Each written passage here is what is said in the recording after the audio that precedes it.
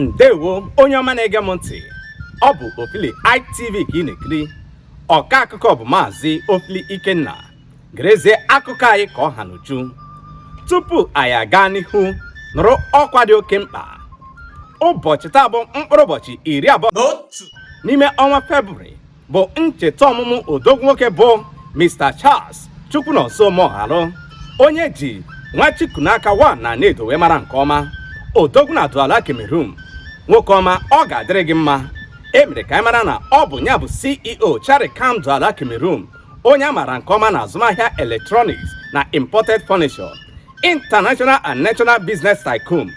Nwa gị nwoke ịsụrụ nke ọma n'ihe gbasara azụmahịa bụ Mr. Michael Onyebuchi nkenke enyi 1 na Nnedo na-asị na ọ ga-adịrị gị n'ezinụlọ gị mma dịka ị na-echeta ụbọchị ọmụmụ gị n'ụbọchị taa. Michael bụ the CEO Mike Merchandise na Douala Cameroon, onye a maara nke ọma n'ihe gbasara electronics.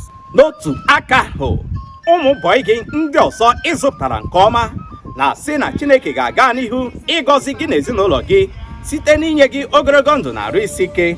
Ndị a gụnyere Mr. HS Onyeka Desmond aka Akpaka Ego Nuri, Mr. E Chukwuemeka Ogbonna OG Electronics Douala Cameroon, Mr. Okeke Somadina Ogbuefi Ezekweche 1 na Nnedo, Sapolo na Pere ka isi eje, Eze Chinonso Oscar Pons Douala Cameroon, Evangelist Brother M Nnamdi Basil.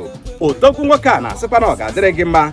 Mmadụ ndị a ji obi ọcha ha niile asị na ọ ga-adịrị gị mma dịka ị na-echeta ihe ndị oyibo kpọrọ birthday n'ụbọchị taa. Odogwu nwoke bụ Nwachikunaka bụ onye nwere obi umeala, onye a maara nke ọma, onye na-enyere ụmụ ogbenye aka, onye na-eme ka ndị ọzọ bụrụ ndị odogwu dịka ụmụ ụbọ ya bụ odogwu n'ụbọchị taa.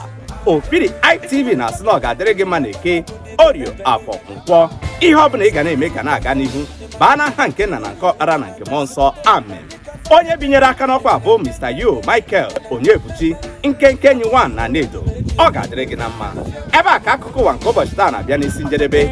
Ọka akụkọ ka bụ Maazị OFILI-IYKE. Ndewo. Happy birthday.